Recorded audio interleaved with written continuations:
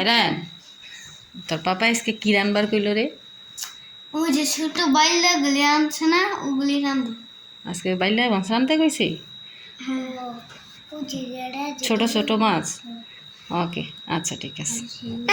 High bran, আসসালামু আলাইকুম। বাচ্চাদের কাছে শুনতেই পেলেন আজকে কি রান্না করব। আজকে হচ্ছে বালিয়া মাছ রান্না করব। বাজার থেকে বালিয়া মাছ এনেছিল, ওর আব্বুর সাথে যেহেতু গোড়া মাছ বেশি করে এনেছে এর জন্য কথা বলছি না, তাই বাচ্চাদেরকে জিজ্ঞেস করলাম ওর আব্বু আজকে কি খেতে চেয়েছে, দুপুরে কি রান্না করব। তো ওরা বললো ওর আব্বু চেয়েছে আজকে বাইলা মাছটাই রান্না করতে। তো আজকে হচ্ছে বাইলা মাছ রান্না করছি আর সেটাই আপনাদের সাথে শেয়ার করছি। দেখতেই পেয়েছেন আমি হচ্ছে বালিয়া মাছ সুন্দর করে পেট ছেট ফালিয়ে সুন্দর করে পরিষ্কার করে নিয়েছি।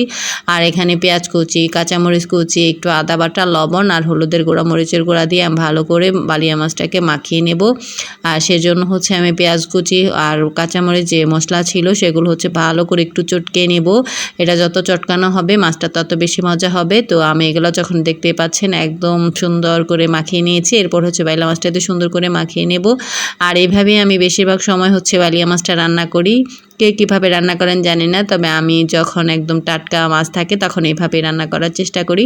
তো আমি যেভাবেই রান্না করি না কেন আমি ওইভাবেই শেয়ার করি। তো আজকে হচ্ছে বালিয়া মাছটা হাতে মাখিয়ে রান্না করছি, সেটা আপনাদের সাথে শেয়ার করছি। আমি এখন একটু হালকা পানি দিয়ে দিলাম, আর এই পানিটা দিয়ে হচ্ছে এই মাছটুকু রান্না হবে। আমি বেশি পানি দিইনি, শুধু হাত ধুতে যতটুকু পানি লেগেছে ততটুকু পানি দিয়েছি।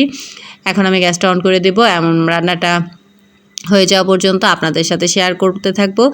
আর আজকে যেহেতু বালিয়া মাছ রান্না করতেছি, বাচ্চারা কিন্তু খাবে না, এর জন্য বলতেও চাচ্ছিল না যে ওরা পাপা কি খাবে। তো ওরা যেহেতু বলেছে বালিয়া মাছ খাবে, ওর পাপার জন্য হচ্ছে বালিয়া মাছ রান্না করব। আর বাচ্চাদের জন্য আগের দিন রাতে হচ্ছে মাংস রান্না করেছিলাম, সেটা আছে, বাচ্চারা ওইটাই খাবে।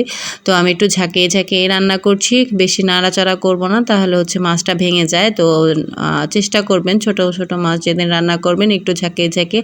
আর বালিয়া মাছ একটু নরম থাকে, যার কারণে হচ্ছে বেশি যদি খোঁচানি দিয়ে নাড়াচাড়া করি দেখা যায় এটা ভেঙে যায়। তো এর জন্য আমি একটু ঝাঁকিয়ে ঝাঁকিয়ে রান্না করার চেষ্টা করছি। তো আমার বালা মাছটা প্রায় হয়ে গেছে, একদম পানি রাখবো না, তেলটা যখন উপরে উঠে আসবে তখনই আমি এটা সুন্দর করে সার্ভ করব।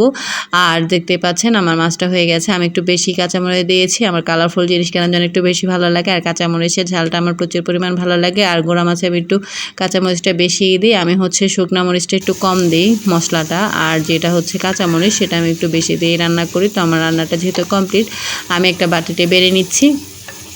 আর যাদের যাদের ভালো লেগেছে আমার রেসিপিটা অবশ্যই কমেন্টসে জানাবেন। আমি এভাবেই রান্না করি, আপনারা কে কীভাবে রান্না করেন অবশ্যই জানাবেন। আল্লাহ হাফেজ, টাটা, ভালো থাকবেন, সুস্থ থাকবেন।